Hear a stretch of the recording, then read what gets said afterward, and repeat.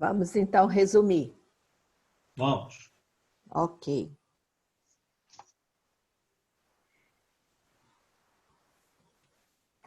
Resumir o Evangelho. Malu, Oi, não é bom deixar a gravação separada? já está. Já. Beleza. Sou rápida. Já Esse pessoal separei. tá atento, hein? Orgulho. Acordei bem, firme para o estudo. Tô com inveja Eu estou com inveja do Jorge Elahá. Ah, o homem sabe muito, eu não sei nada. Estou tão triste. Mas você já é um espírito esperto, já está até separando as gravações. Não, o que a gente tem que pensar é que a gente pode chegar no nível dele. Ai, se Deus quiser. Oh, Jesus. Duro que é esforço, né, João? Né? Mas tem que ser. É esforço, então, esforço que manda. Ele é mais inteligente que a gente, mas a gente chega lá. Vamos devagarinho. Com certeza. Vamos mesmo. A gente chega lá, nem foi na próxima reencarnação. Mas a gente Não, nessa a gente não mas pode perder, é uma continuidade. Nessa né? e na próxima. Vai adquirindo conhecimento até do passado. Então, na próxima a gente já sabe um pouco. Ou... Só que a gente já sabe. Bom dia. Bom dia. Eu estudei o Paulo Estevam ontem, mas aprendi muito pouco. Qual livro você estudou? Tem que estudar muitas vezes o Paulo Estevam para aprender. Ontem eu estava vendo... Dá uma olhada no resumo que a gente colocou lá. A gente já fez até o capítulo 6, eu acho. Sério? Já assisti. Mas para gravar, beleza, tu tem que dar mais umas olhadas seguidas, tem que dar mais uma lida, uma escutada. Sem repetição não vai. É. Então, vamos lá.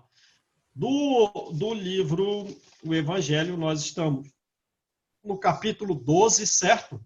Certo. E amai os vossos inimigos.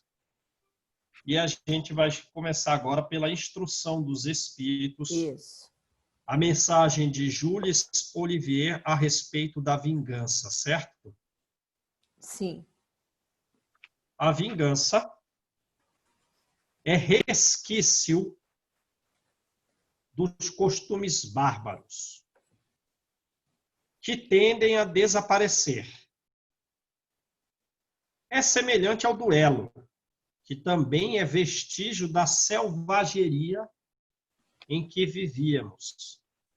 Tanto a vingança quanto o duelo indicam a vingança e o duelo atraso dos homens e dos espíritos que se entregam a eles, certo? Uhum. Dessa forma, a vingança jamais deve fazer vibrar o coração do espírita. Porque a vingança é o oposto ao perdão que nós devemos dar aos inimigos. Beleza? De forma que a gente pode medir se somos espíritas ou não, não porque nós nos declaramos espíritas, mas pelo grau de perdão. Porque a pessoa que não perdoa, na definição de Jules Olivier, não é espírita. Na verdade, não é nem cristão. Quando ele diz, né? Quanto mais nociva é a vingança, né? Mais ela se vincula à falsidade e à baixeza. Tanto que muitos nunca se vingam a céu aberto. Se a pessoa que deseja se vingar é mais forte, cai sobre o outro como uma fera, né? O outro que lhe inspirou ódio, que lhe inspirou cólera, paixão. E também, na maioria das vezes, é hipócrita, por ocultar no coração os maus sentimentos que a animam, a pessoa que quer praticar a vingança, né? Sim. Segue o inimigo à sombra, esperando o momento para feri-lo. Então, quanto mais falsa, quanto mais baixa, mais nociva é a vingança, certo? Principalmente para aquele que está se vingando. Esconde-se, espreita e prepara armadilhas. De outras vezes, não faz essas questões ocultas para ferir e preparar armadilhas. Mas ataca a honra, ataca as afeições, quer dizer, vai conversar com as pessoas queridas nossas. E o que diz é calúnia, insinuações pérfidas, né? Aos quatro ventos, por onde essa pessoa passa, tornando aqueles semblantes amigos, né, frios, fechados. E a mão que antes se estendia, agora se recusa a apertar a sua. E isso é uma espécie de vingança. A maledicência é uma espécie de vingança. A pessoa fica, então, basicamente aniquilada pelo afastamento dos amigos, pelo afastamento dos parentes que passam a evitá-lo. Essas vinganças que espreita para ferir a sombra, que é maledicente, né, é 100 vezes pior que o insulto em plena face. E ele pede, então, para nós, fora com a vingança. Seja ela através da maledicência, seja ela através de atitudes hipócritas, com maus sentimentos no coração, esperando o momento para ferir a sombra. De uma ou de outra, fora com a vingança, que é um costume selvagem, um hábito de outros tempos.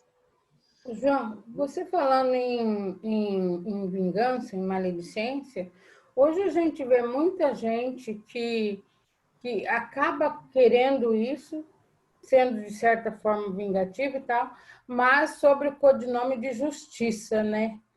É assim, não, isso é justiça, eu não estou me vingando, eu não estou fazendo mal, eu só estou atrás da justiça, né? De uma justiça que é dúbia também, né? Quer dizer, então, assim, você então está duvidando de Deus? Você está duvidando da justiça divina? De que ele vai realizar as correções nos seus filhos? Você quer tomar a tarefa do pai? Não dá, né? Não dá. Deus vai corrigir todo mundo. Fiquemos tranquilos. Não precisa a gente tomar nas rédeas, porque geralmente a gente vai fazer a coisa errada. Deixe que Deus corrige. Porque o que a gente está criando é problema para nós com essa vingança disfarçada de justiça. Né? A gente está se comprometendo. O espírita desejoso da vingança, ele é indigno de figurar na falange espírita, cujo lema da falange espírita é: fora da caridade não há salvação. Vamos perguntar para ele se é espírita? Não. Por que não? É que eu ainda não aprendi a perdoar. Pela definição de Olivier no capítulo 12. Eu acho que aí não escapa ninguém, né? Hã? Eu acho que aí não se salva ninguém, né? Não vai ter mais espírita. Verdade. Aqui, ó, como diz. Assim, o espírita não pode ceder ao impulso da vingança. Quer dizer, você pode ter a intenção de se vingar e ser espírita, mas você não pode ceder a esse impulso. Exatamente. Melhorou, né? Melhorou. Bastante. Então, o espírita tem o impulso da vingança, mas ele não cede ao impulso. Né? A não ser que seja para perdoar. Beleza? Beleza. Segunda mensagem, o ódio, mensagem de Fênelon. Para a felicidade, que é o que todos nós desejamos ser felizes, desejamos, a necessidade de amarmos. Quer dizer, então, para que eu seja feliz e nós sejamos felizes, há necessidade de amarmos? Principalmente realizarmos esforços para ter o sentimento de amor por aqueles que nos inspiram indiferença, que nos inspiram ódio, que nos inspiram desprezo. Quer dizer, você começa a sentir ódio, mas você se corrige e passa a ter um grau de amor aos inimigos, não é igual ao dos amigos, é aquela definição que a gente viu na aula passada a respeito do que é o amor aos inimigos, que não é igual ao amor dos amigos. E você tem que fazer esforço para ter esse outro grau de amor menor, né? E assim seremos felizes. Quer dizer, pelo grau de esforço que se faz para amar aquele que nos inspira indiferença, desprezo e ódio, nós estamos caminhando para a nossa própria felicidade. Jesus deu esse exemplo, porque ele amou até dar a vida pelo sentimento de amor a todos. Não é fácil esse esforço é penoso, esse esforço é sacrificial, amar esses que nos ultrajam, que nos perseguem. Mas é justamente isso que nos torna melhor do que somos, que nos torna superiores, né? É esse esforço penoso e sacrificial. Retribuir com o ódio a ultraje, a uma perseguição recebida, a gente se põe na mesma faixa do outro, no mesmo nível, mesmo valor.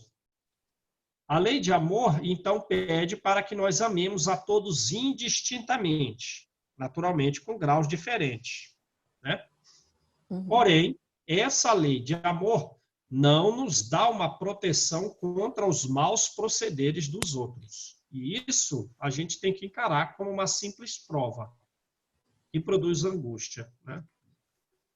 Produz uma certa tortura experimentá-la, né? E mesmo os espíritos mais elevados passam por isso.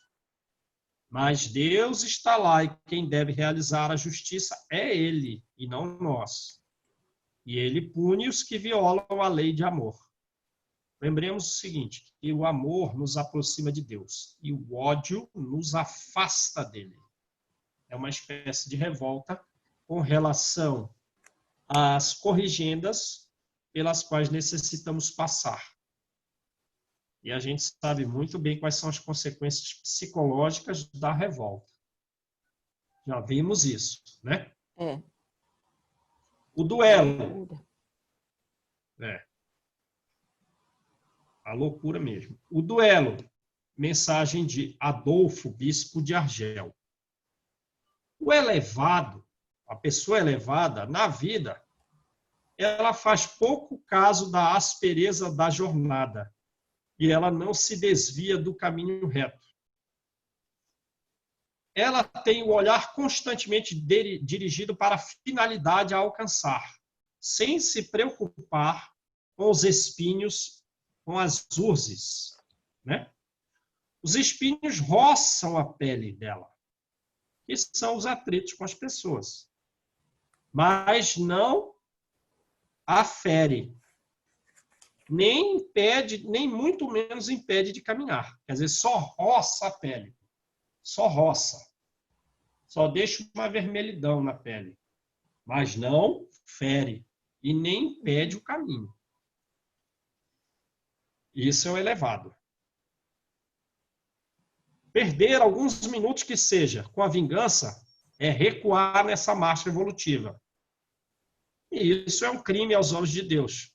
Isso é recuar com relação a esses espinhos da vida para buscar se vingar é uma coisa ridícula e é uma loucura suprema.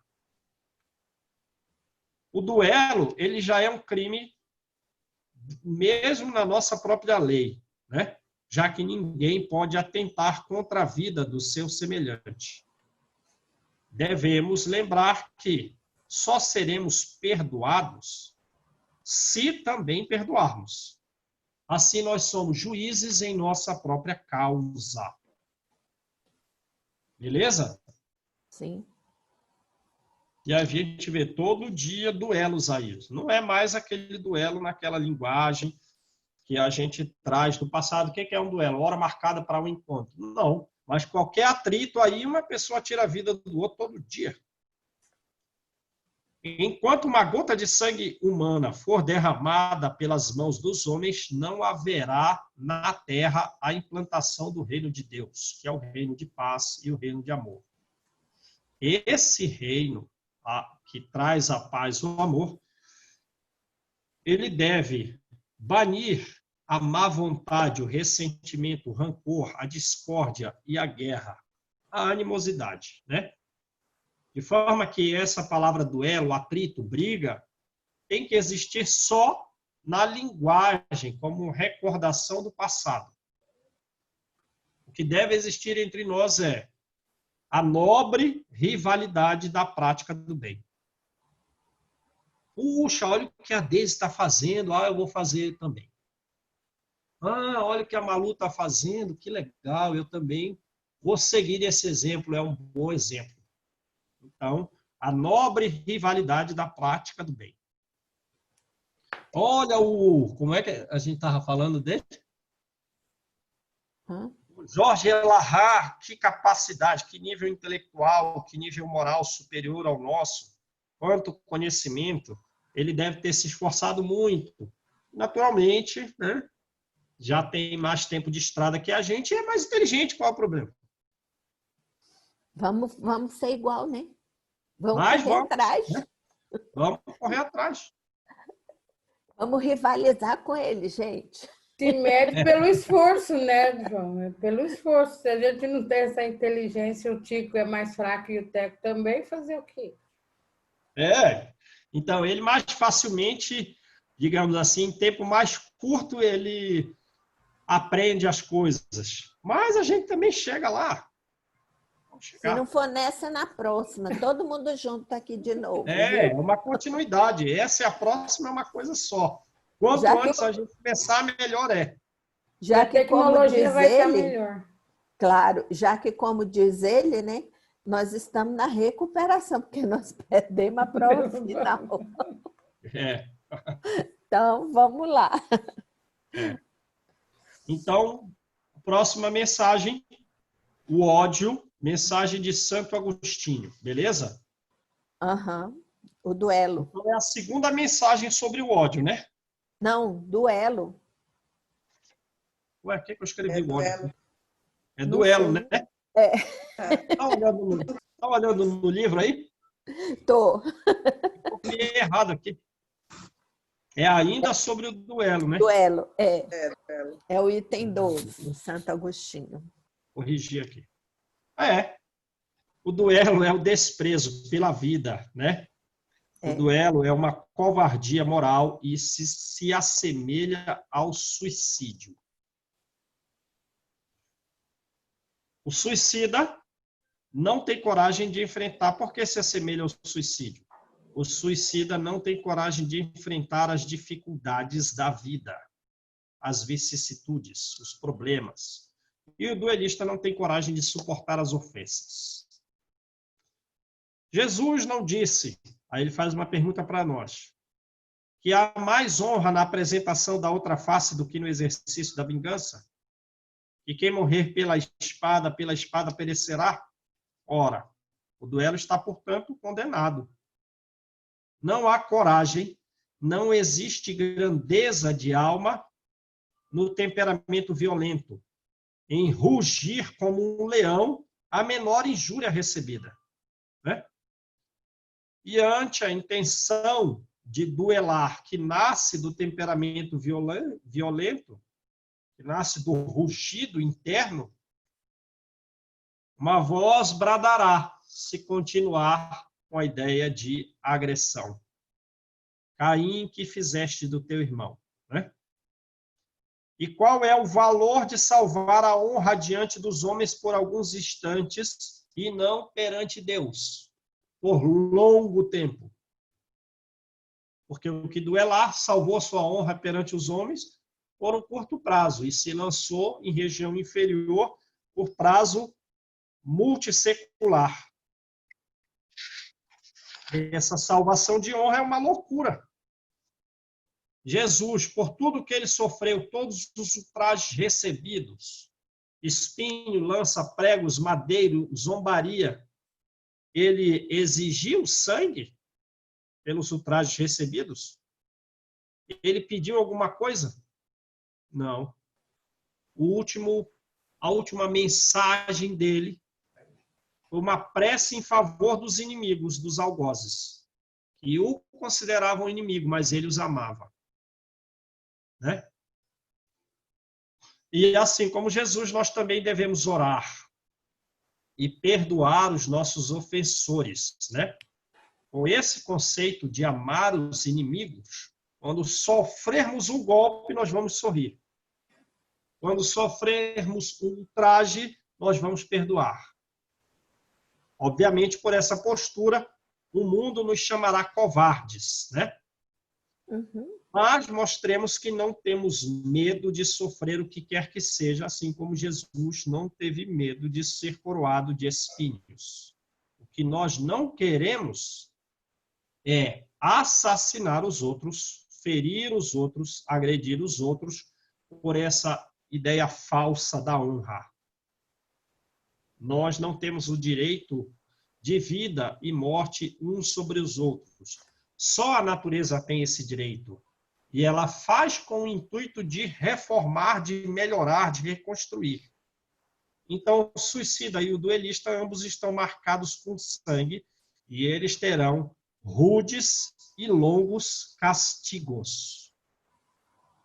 Se Jesus, né, disse que haveria justiça para uma palavra agressiva, para uma palavra, né, que desonre o outro, qual será a pena para aquele que manchar suas mãos de sangue? Próxima mensagem, né? O duelo. Eu deixei de anotar o. Quem é a próxima mensagem? A próxima é do espírito protetor. É sobre a 13, o duelo. né? É um espírito protetor. Um espírito protetor. Um espírito protetor. O duelo e o antigo juízo de Deus são barbaridades que ainda existem e, na verdade, ainda regem a sociedade. O que era esse juízo de Deus? Lembram? Alguma pessoa errou em alguma coisa. Então, nós vamos fazer o seguinte. Você vai andar nesse chão de carvão em brasa. Isso. Se o seu pé não queimar, você é inocente da acusação As que te fazem. ordalhas, né? Das As ordalhas. Se o teu pé se queimar, você é culpado e aí a consequência será a sua morte. Nós vamos fazer assim, bebe essa água contaminada aí. Se você sobreviver, é porque você era inocente, é Deus quem está te julgando. Se você não sobreviver, é que realmente você era culpado. Enfim, aí tinha várias vezes, né? Segura nessa espada, nesse ferro em brasa aí. Se você não queimar sua mão, você é inocente. Se você queimar, aí você é culpado, eles vão te matar. Esse era o juízo de Deus, beleza? Então, as memórias ficam, né? Vocês já viram, você que é lá do norte, aquela história de passar a fogueira em brasa? Uns loucos aí, na festa junina? Não tem lá pro seu lado? Vocês já viram isso? Já. Nossa, eles fazem... É isso? Pular a fogueira. Eles passam andando. Eu já vi. Na brasa. Mas é mais no Nordeste. Então, mas o que eu quero chegar é assim, ó, deve ser recordações loucas dessas épocas. Como que um louco vai atravessar em pé em brasa na fogueira sem ter nem porquê hoje, né? em dias de hoje. Então, deve ser alguma reminiscência, né? Que hoje a gente fala que é folclore, que é cultural, mas deve ser algumas reminiscências dessa época aí, né? Porque não, provavelmente, a realmente. olho nu não tem lógica um troço desse. Aí, cara, Com certeza. né? Com E certeza. olha quanto tempo e como que ainda a gente vai buscar lá em reencarnações anteriores fatos, atitudes que ainda, né, remetem a Medieval, gente. Né? Porque não tem uma explicação lógica o cara chegar, tirar o sapato e atravessar as brasas da fogueira. Na festa junina. Ainda não queimava o pé, hein? Tem uns que não queimavam. Na minha terra, Deise, a situação era o seguinte, a gente pulava a fogueira, mas o pular a fogueira era ela mais baixa e tudo, né? Era para você gostava de uma determinada pessoa, você queria que aquela pessoa fosse sua madrinha ou seu padrinho. Então, a gente pulava os dois juntos, né? Aí aquela pessoa passava a ser sua madrinha de fogueira. Entendeu? Não, mas o que E tratava, e olha, vou te contar, era meio que tratado bem, como se fosse sério, né? Padrinho, era levado a sério a coisa. Então, mas o que eu quero dizer é assim, que às vezes umas coisas sem lógica, sem nexo para a gente, pode nos remitir a situações desse jeito, né? E a gente hoje leva com brincadeira, com coisa, mas tem um fundo lá longe de realidade. Né? Ainda é resquício, né? Tem aquilo, acho que é aquela monoideia, né? De tempos passados que fizeram isso, provavelmente. Danada, né? Não, é uma superstição, mas existiu, né, João? Tempos atrás. Existiu. Quer dizer, Malu, o pessoal pulava a fogueira para conquistar o amor do desejado? Não, era quando você gostava de uma pessoa, você queria que aquela pessoa fosse seu padrinho ou sua madrinha. Entendeu? Entendi. Era madrinha ou padrinho. Junto com a pessoa. Exatamente. Eu tive a minha madrinha de fogueira, ela já faleceu, mas eu tinha a minha madrinha de fogueira, a gente pulou junto, tudo, sabe? Então, era uma pessoa que eu gostava, tudo era minha vizinha, né? Já moça e tudo, era criança. E eu dizia sempre, assim, eu chamava de madrinha. Para fortalecer os elos de auxílio mútuo ou do auxílio do padrinho e da madrinha para aquela pessoa. Isso, exatamente. Ainda uma superstição. Também. Vamos formar um elo de casamento aqui, né? Um elo de auxílio. Pulamos a fogueira, você fica responsável por me auxiliar. Mas não tinha esse compromisso de auxiliar, era porque você gostava daquela pessoa e aquela pessoa também gostava de você. Né? Já que não foi de batismo, entendeu? Não tem negócio de batismo, de crisma, de não sei o quê, da Igreja Católica.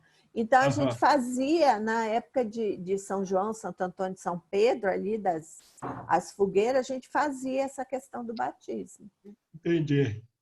Era só fortalecimento dos laços, né? Isso. Não tinha assim, não era questão de superstição em si, né? Não tinha aquela superstição. Era porque você gostava da pessoa e a pessoa gostava de você. Né? E já que não foi de batismo, a gente era de fogueira.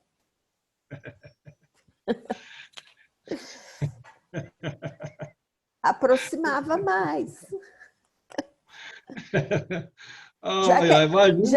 Já que no batismo, mas já que no batismo você não escolhe, né? São seus pais que escolhem, né? Padrinho, madrinha, essa coisa, né? E às vezes você escolhe uma pessoa fora da família, né? Que aí a pessoa até some, você nunca mais vê, e aí? Então, pelo menos, pegava uma pessoa ali, era uma pessoa que você escolheu, né? Sim. Tinha uma simpatia. Exatamente, era pela simpatia que você tinha com aquela pessoa. Afinidade. Era. Então, vamos lá. Mensagem de um espírito protetor. A gente sabe que muitas vezes essas mensagens são mais elevadas, né? O duelo e o antigo juízo de Deus, que a gente narrou os exemplos aí, são barbaridades que ainda regem a sociedade. Não é insensatez buscar definir quem estaria com a razão, né? Aquele que melhor sofresse o martírio do mergulho em água fervente ou ao contato do ferro em brasa. Quer dizer, às vezes o juízo de Deus seria esse. Ó, eu vou te mergulhar na água fervente. Se você sair sem ferida, você é inocente. Qual a chance de dar certo, né? Ué, mas teve naquele alguns, né, que pisou. No texto do João, né? Teve uma rainha, naquele da Ordália que você mandou, teve uma rainha, não. Ela era mãe do rei, que ela foi acusada de adultério e ela foi andar na igreja, né, no ferro em brasa. Só que o ferro, aí ali tem uma explicação, né, que o ferro ficava ali, ele estava em brasa e tudo, mas era colocado no chão. Aí era feito lá, acho que a acusação demorava, aquela coisa toda. Como ele estava no chão de mármore ali, ele esfriava, né? E ela passou ilesa e o rei a perdoou. Quer dizer, eu achei até estranho, né? O próprio filho, era o rei, acusar a mãe. Mas tudo bem, né? Naquele tempo. Você vê aí que era um ritual de julgamento, né? Era. Foi lido uma coisa, tem uma plateia assistindo. Exatamente. E era na igreja, né? E era feito na igreja. Assim, né? Mas tudo isso também já tem uma questão financeira, já tem uma questão de poder, né, por trás, porque a rainha é a mãe. Se ela fritasse lá naquele troço, ele ia ficar no poder, né? Então, não, mas ele era o rei. Ele era o rei, ela não era a rainha. Ele perderia. Então, às vezes, tudo tem Não, ele mandou orgulho, a ganância por trás. Tudo é o orgulho, né? O amor próprio. O nosso problema é o orgulho. A vaidade, isso aí é que é a nossa mácula maior. Então, o que ele está dizendo é que no passado medieval havia esse juízo de Deus, né?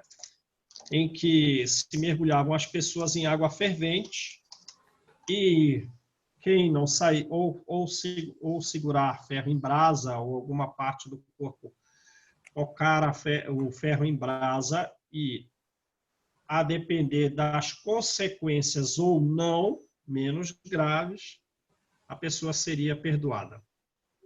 Insensatez? Sem dúvida. Só que ele diz, ainda esse espírito protetor, que o duelo é pior do que isso. Porque se a pessoa que vai duelar ela é experiente, ela é hábil no uso daquele armamento, então ela, na verdade, será o assassino. E ainda será um assassino a sangue frio, com premeditação, haja vista a certeza da eficácia do golpe. E o adversário, por ser inábil no uso da arma, por ser mais fraco, tem a certeza de que sucumbirá, então é suicida. Né? Uhum. Então, devemos evitar o duelo, né? E confiar ao acaso a resolução da ofensa. Não é também voltar ao juízo de Deus? Sim. E às vezes se faz isso, né? Porém, na Idade Média, o que acontece? Na Idade Média, a culpa era infinitamente menor do que é hoje em dia, porque a fé era ingênua. E já no duelo, o que vale é a força bruta. E, não raras vezes, quem sucumbe no duelo é a própria pessoa ofendida e não o ofensor. Porque aí o duelo que vai valer sendo a força bruta e a habilidade de quem faz uso da arma. Né? Só a caridade fará desaparecer essas ideias monstruosas que ainda governam os homens e que as leis não conseguem reprimir. Porque é algo interno do homem, né? Não, vamos duelar. Não, vamos fazer aqui substituir o duelo por um juízo de Deus. Na Idade Média isso era perdoado. Hoje em dia, não, né? Sim. Só a caridade vai sumir essas ideias monstruosas de duelo ou de se voltar ao juízo de Deus medieval, né? Exato. Porque tem que alterar de dentro para fora. As leis, elas não conseguem reprimir esse sentimento interno.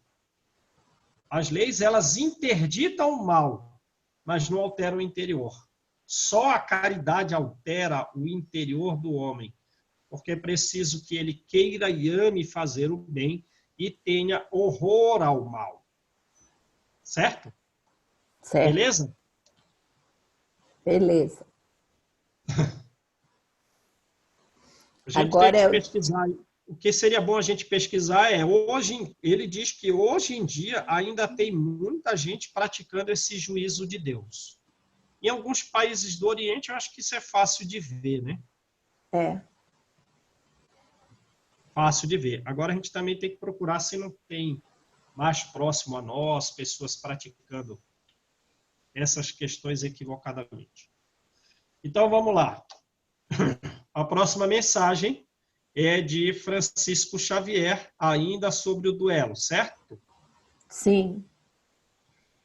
Francisco Xavier foi um jesuíta espanhol, apóstolo das Índias, né? Cofundador da Companhia de Jesus, que evangelizou diversos espíritos, diversas pessoas na Índia, na Malásia e no Japão. Beleza? Beleza.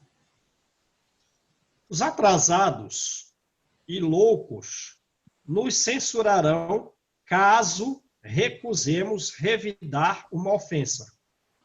Certo? Seremos censurados, chamados de covarde por recusarmos revidar uma ofensa.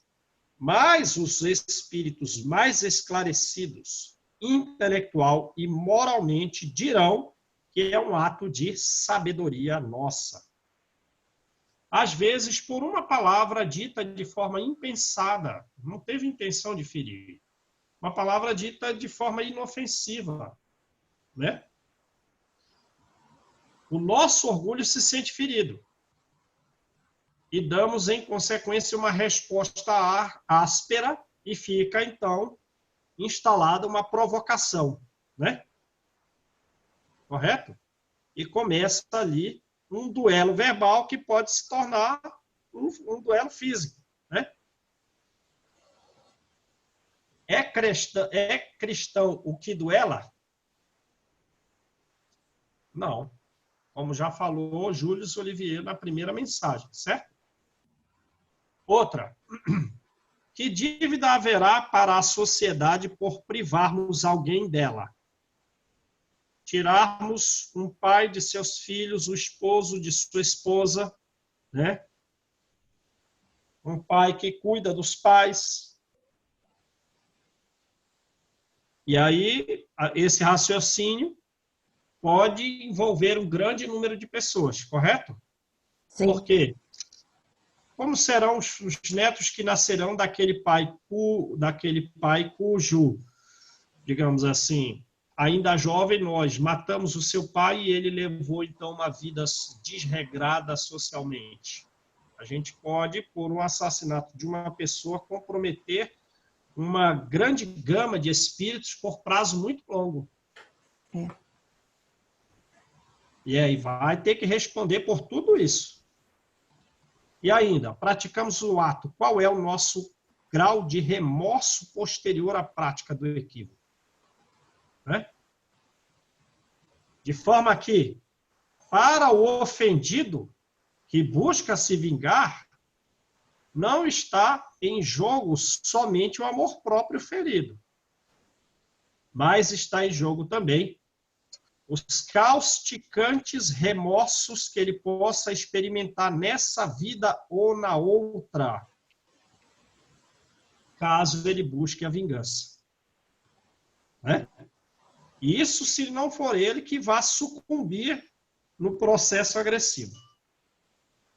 Talvez fosse melhor que ele sucumbisse desse processo agressivo do que ele ser o agressor e passar um prazo muito longo de sofrimento na Terra e após ela, adquirindo esquizofrenia, né?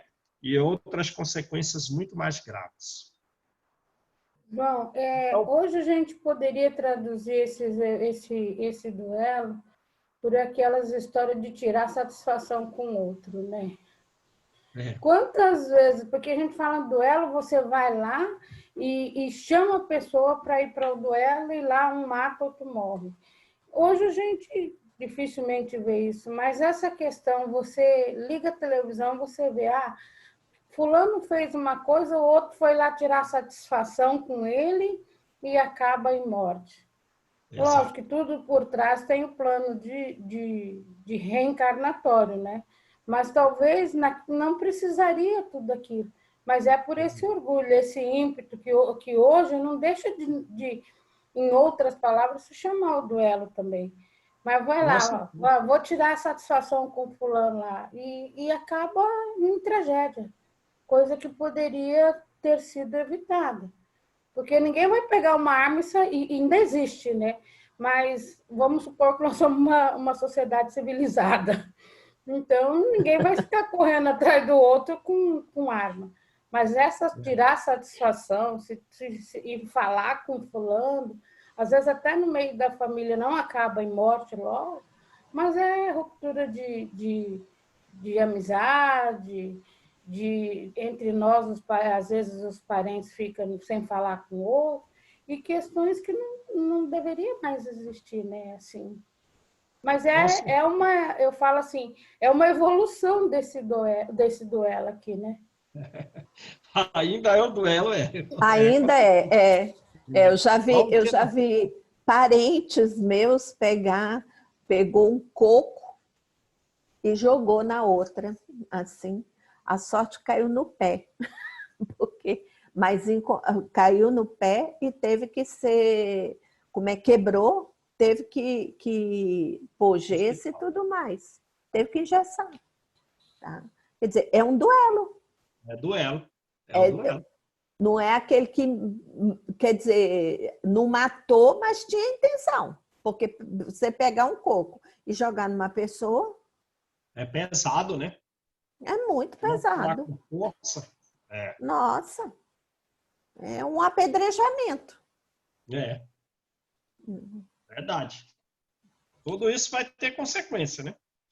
Sim. Então, quando a caridade, talvez, tem que ser uma transformação de dentro para fora, regular a conduta nossa, não haverá mais tiradas de satisfação, duelos, guerras. Próxima mensagem é ainda sobre o duelo de Santo Agostinho. O homem que, por uma palavra ligeira, uma palavra, digamos, chocante, despreza a sua vida ou despreza a vida de outra pessoa, esse homem, por uma palavra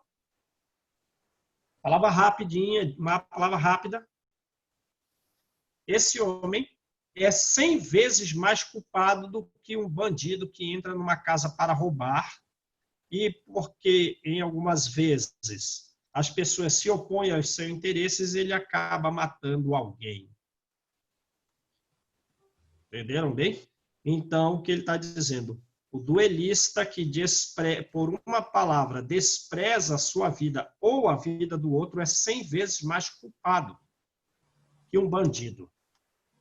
Esse último bandido quase sempre é uma criatura sem muito nível moral, sem muita educação, sem noções adequadas do bem e do mal. Agora, o duelista que vai buscar a satisfação é quase sempre um espírito esclarecido.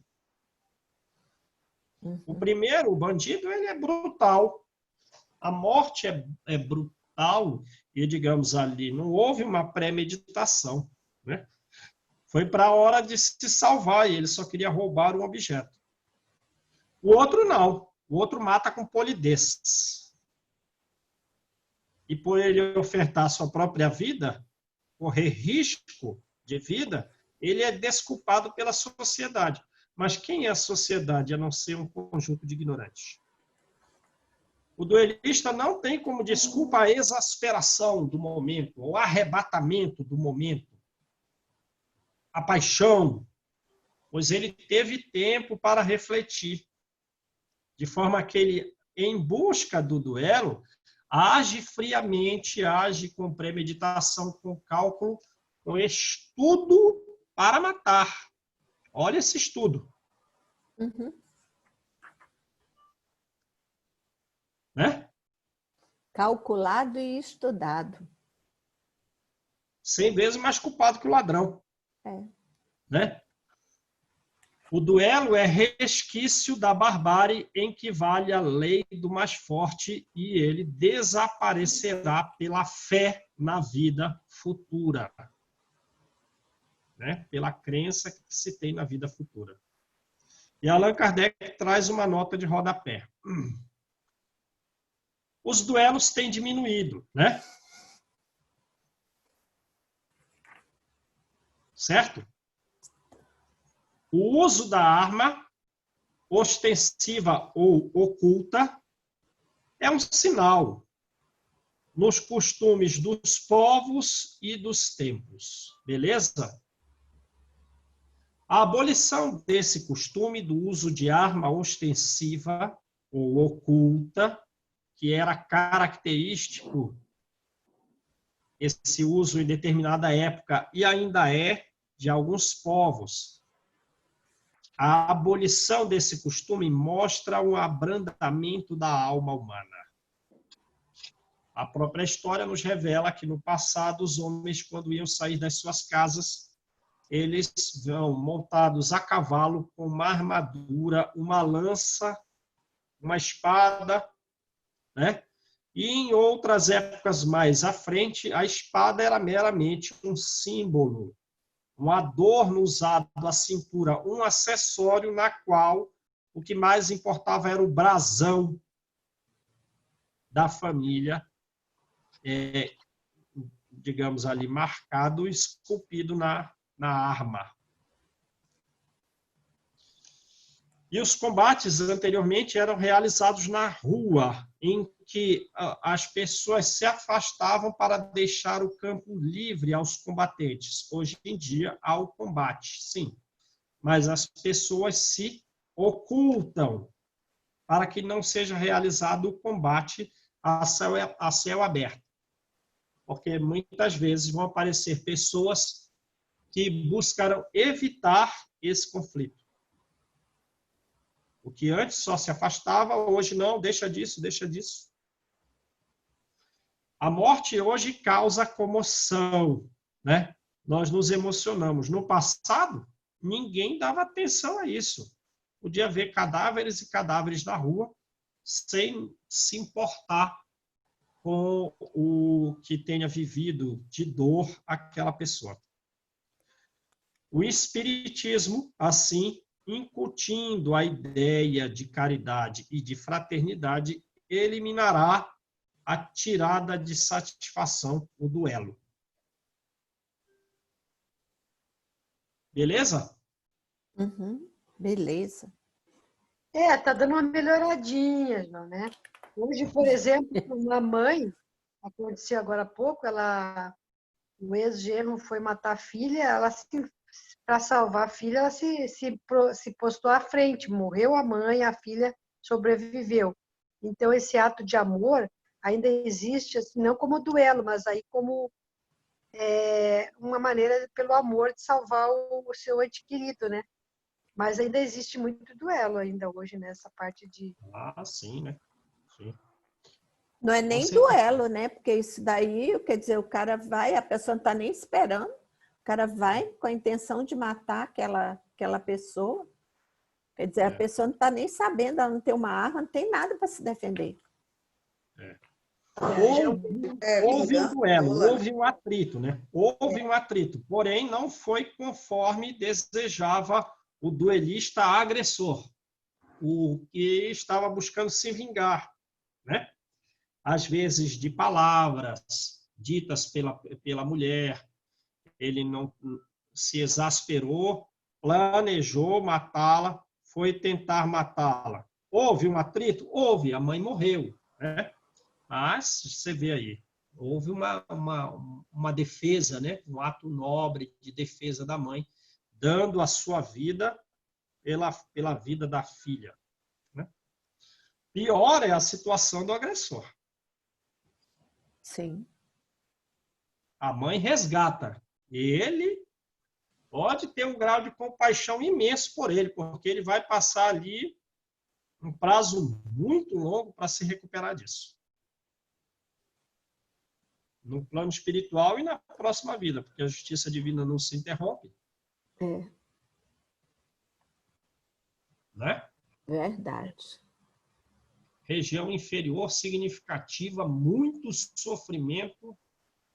Na próxima vida vem com problemas físicos significativos. E assim, né, João? Provavelmente Melhor não ter tido essa mão que armelizou. Era melhor seguir o ensino de Jesus. Corta a tua mão antes, não vai matar.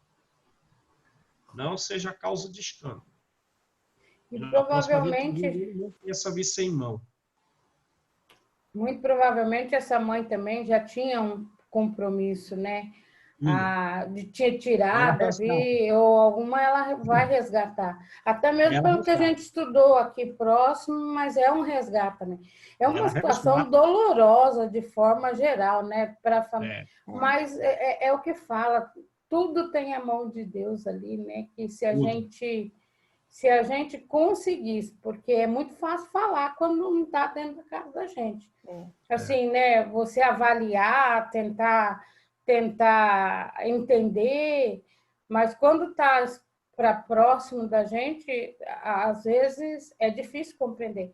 Mas se a gente for avaliar, analisar assim, a gente vê que tudo está aos desígnios de Deus, né? Nada ali, por pior que seja, esse vírus aí, por pior que seja, nada está acontecendo com uma pessoa que seja inocente. Inocente, assim, na concepção geral, né? Não está matando, o vírus não está... Mas é difícil a gente entender isso ainda. Para mim é difícil.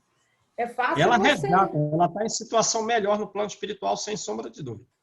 Agora, o que matou, pode orar muito por ele. Pode orar.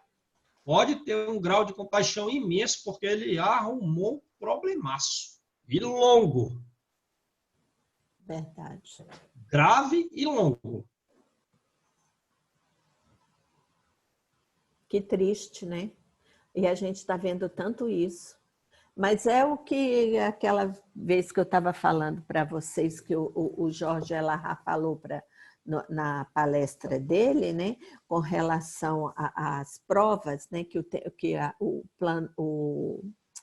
como é o planeta de transição, né, quando ele vai para a regeneração, quando a gente está no período da transição para a regeneração, aqueles espíritos que ele diz que são 4 tipos de espíritos, né, que é os primitivos, os maus, que somos nós, os espíritos elevados e os espíritos péssimos.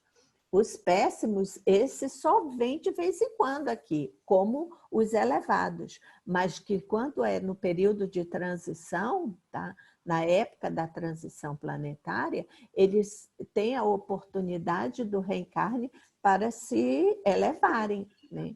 Mas, pelo que a gente vê aí na humanidade, muitos não estão conseguindo, não. Todo mundo ao mesmo tempo, né? Hã? E não é todo mundo ao mesmo tempo. E na nossa época. Vocês aí, os perversos aí, vem todo mundo aí, vai todo mundo reencarna agora na época do João. Não, tem um prazo longo, né? Isso é tudo calculado. Assim. Exatamente. Tá. Ele diz que tem muitos agora, né? Nós estamos com bastantes Porque perguntaram, lá fizeram a pergunta, eu não lembro qual foi, eu sei que ele explicou isso, né? Então, ele disse que agora como é uma oportunidade, é dada uma oportunidade a esses espíritos péssimos para se regenerarem, né?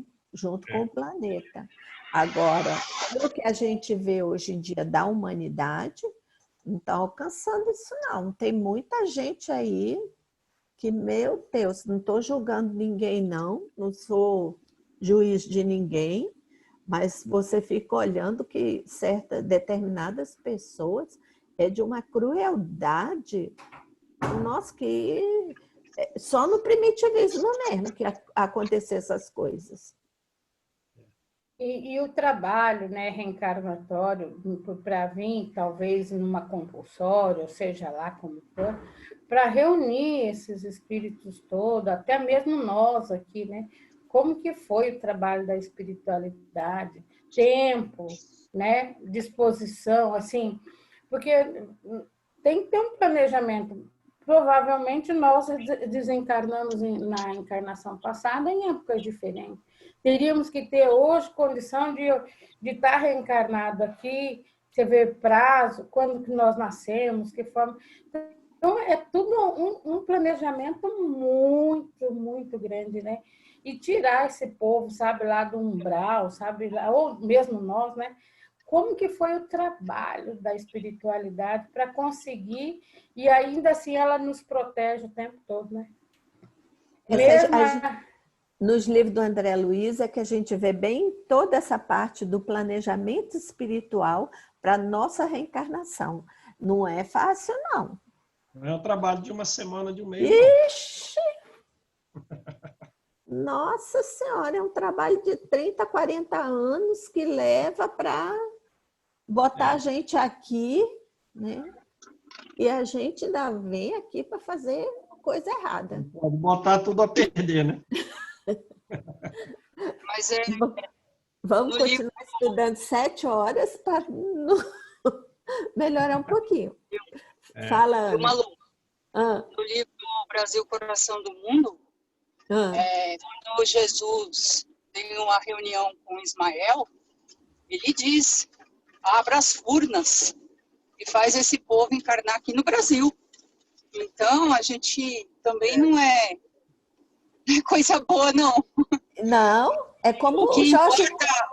Eu acho que o importante é nós partir para esse melhoramento individual e sermos exemplos, né?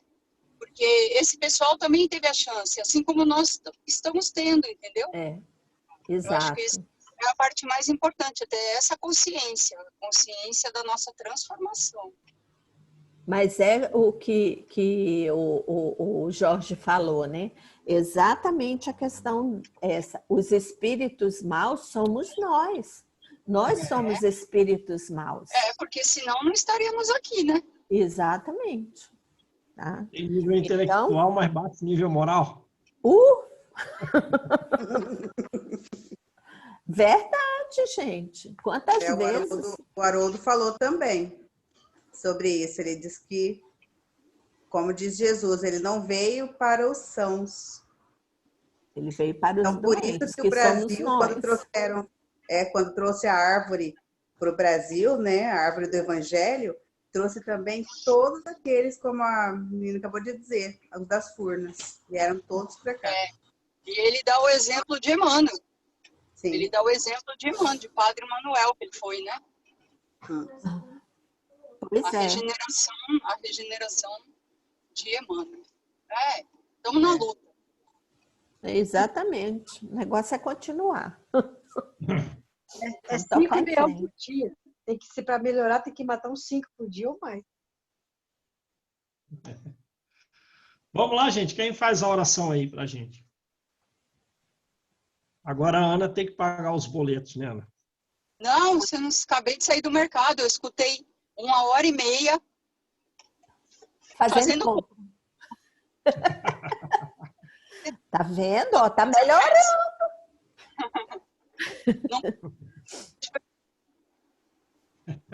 Faz aí, Stefânia. Foi, né?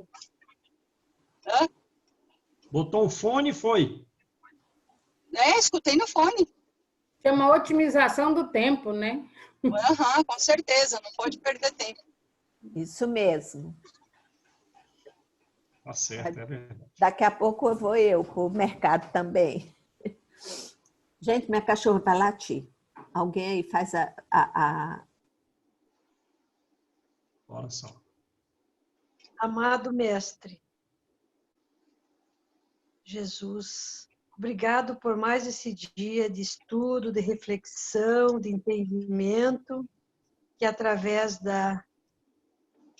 do questionamento, das palavras, do teu evangelho, que nós podemos haver o entendimento para a nossa melhoria.